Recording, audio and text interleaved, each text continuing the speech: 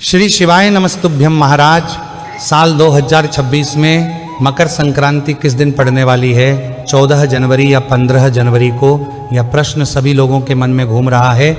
महाराज, मकर संक्रांति का पर्व बहुत ही बड़ा और विशेष माना जाता है।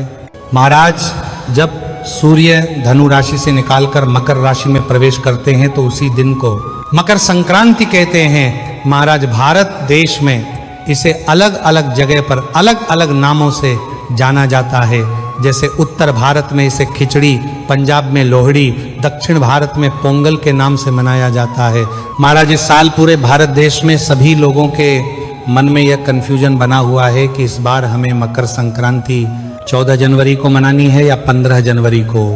महाराज, मकर संक्रांति उस दिन मानी जाती है जिस दिन सूर्य मकर राशि में प्रवेश कर रहे होते हैं या सूर्य का गोचर मकर राशि में हो रहा होता है। और इस बार सूर्य का मकर राशि में गोचर 14 जनवरी 2026 को दोपहर में 3:13 पर हो रहा है। यानी कि इस समय सूर्य का उत्तरायण हो रहा है।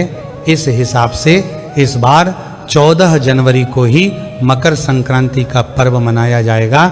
महाराज, संक्रांति को गंगा स्नान करने के बाद दान पुण्य करना बहुत ही ज़्यादा विशेष माना जाता है। और इस दिन पुण्य काल और महापुण्य काल में दान करने का हमें बहुत ही बड़ा फल मिलता है। महाराज, मकर संक्रांति को पुण्य काल दोपहर 3:13 से लेकर शाम 5:45 तक रहेगा। वही महापुण्य काल का समय दोपहर 3:13 से लेकर शाम 4:58 तक रहेगा। महाराज, इस समय के बीच में आप दान पुण्य कर सकते हैं। जैसे गरीबों में कंबल बांटना, कपड़े बांटना या भोजन का दान करना अत्यंत शुभ रहेगा। महाराज, इसी के साथ में मकर संक्रांति के दिन खिचड़ी का दान करना बहुत ही शुभ माना जाता है। पर इस बार मकर संक्रांति के दिन यानी 14 जनवरी के दिन ही एकादशी भी पड़ रही है। और एकादशी के दिन चावल का प्रयोग नहीं किया जाता है। इसीलिए इस बार कई सारे लोगों के मन में यह प्रश्न भी है कि एकादशी के दिन हम खिचड़ी का दान कैसे करें, घर में खिचड़ी कैसे बनाएं। महाराज, 14 जनवरी मकर संक्रांति को एकादशी होने के कारण आप इस दिन चावल की खिचड़ी नहीं बना सकते और ना ही इसका दान कर सकते हैं। और आप चाहे तो आप खिचड़ी का दान अगले दिन कर सकते हैं। पर इसके अलावा आप लोग इस दिन तिल और गुड़ से बनी हुई सामग्री या लड्डू का विशेष रूप से दान करेंगे तो आपको वही फल मिलेगा जो खिचड़ी दान करने से मिलता है। क्योंकि मकर संक्रांति के दिन तिल और गुड़ का विशेष महत्व माना जाता है। महाराज, इस दिन सभी लोगों को सुबह जल्दी उठ जाना चाहिए और किसी पवित्र नदी में जाकर या गंगा नदी में जाकर स्नान करना चाहिए।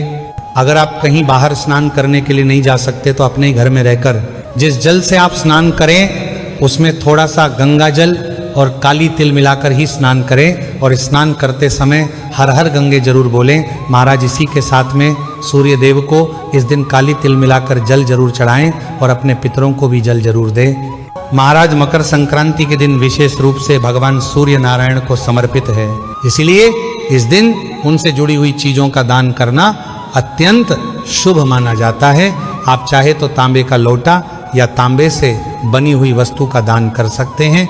इसी के साथ में पीपल के पेड़ की पूजा करके पीपल के पेड़ में भी जल जरूर देना चाहिए।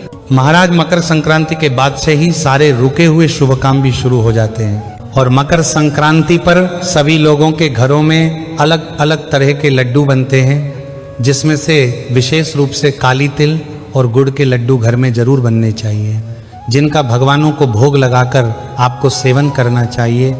महाराज, अब हम आशा करते हैं कि आपका मकर संक्रांति से जुड़ा हुआ है जो भी प्रश्न होगा उसका आपको जवाब मिल गया होगा। पर अभी भी अगर आपके मन में कोई प्रश्न है तो आप हमसे कमेंट करके पूछ सकते हैं। और आप हमारी ये वीडियो कहाँ से देख रहे हैं कमेंट में ज़रूर बताएं। श्री शिवाय नमस्तुभ्यम महाराज।